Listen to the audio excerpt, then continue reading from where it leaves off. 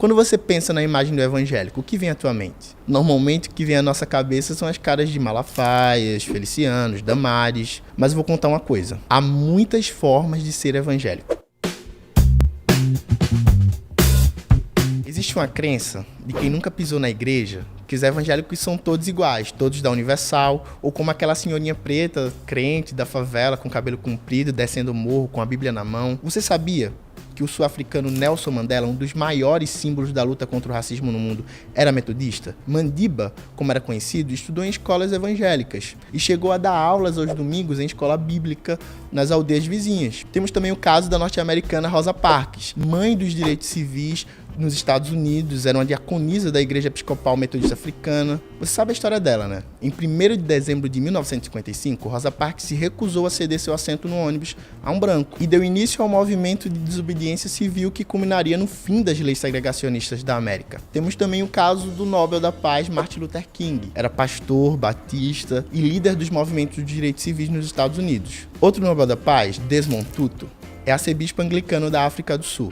Tutu disse uma frase que segue super atual. Eu não vou louvar um Deus que é homofóbico. E isso mostra como esse assunto é importante para mim. Aqui no Brasil, temos o Lutero Negro, como era conhecido Agostinho José Pereira. Em 1841, ele era pastor na Igreja do Divino Mestre de Recife, considerada por muitos teólogos negros a primeira igreja evangélica brasileira. A história diz que ela era formada por 300 pessoas, em sua maioria negros livres ou libertos e alguns indígenas. Temos o caso também do João Cândido, líder da Revolta da Chibata, era membro da Igreja Metodista de São João de Meriti, no Rio de Janeiro. A Revolta de Cândido revelou ao mundo as punições sofridas por gente que ocupava os postos mais baixos da Marinha. João Cândido começou algo único na história. Pela primeira vez, um marinheiro foi comandante de toda uma esquadra, que tomou os principais navios da Marinha e apontou todos os canhões para a então capital do país, o Rio de Janeiro.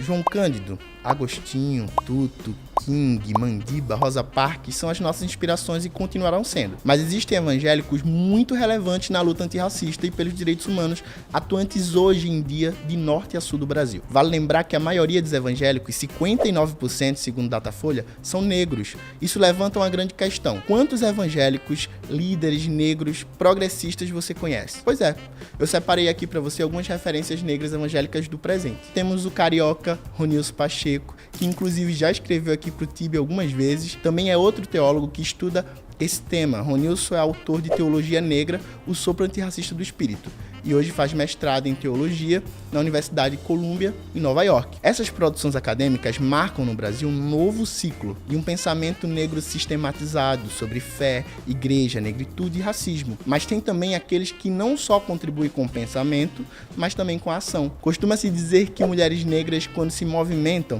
movem as estruturas do mundo. Eu acredito nisso. Existem mulheres negras movendo as estruturas da religião evangélica, como Alice Guimarães, que é uma missionária metodista, e tem também a batista Vanessa Barbosa e a pastora Eliade Santos. Todas elas são lideranças nacionais e que participaram da fundação da Rede de Mulheres Negras Evangélicas do Brasil, que é um espaço criado com o compromisso de lutar pela garantia dos direitos das mulheres, inclusive dentro da religião evangélica. Entre os jovens, temos vozes potentes, principalmente no movimento negro evangélico do Brasil, que é o caso do Marcelo Rocha, que é batista, um ativista no campo da educação e mudanças climáticas. Ele foi um dos líderes do movimento de ocupação estudantil de São Paulo em 2015 e também foi representante dos estudantes na relatoria para a ONU sobre as ocupações. Tem também a estudante de jornalismo Luciana Petersen, que foi uma das lideranças nacionais do Programa de Combate ao Racismo da Aliança Bíblica Universitária do Brasil. Hoje ela é podcaster no Redomas, que é um projeto só formado por mulheres evangélicas para discutir desde cultura pop, sexualidade, a história da igreja e política. Ufa, né? Muita gente boa. E olhe que essa lista é muito maior, muita gente relevante e atuante que não chega aos nossos olhos. O que eu queria reforçar aqui é que tem muitas formas de ser evangélico, sim. Isso mostra que ter um olhar uniforme para um grupo tão diverso como os evangélicos leva a conclusões não totalmente tão verdadeiras.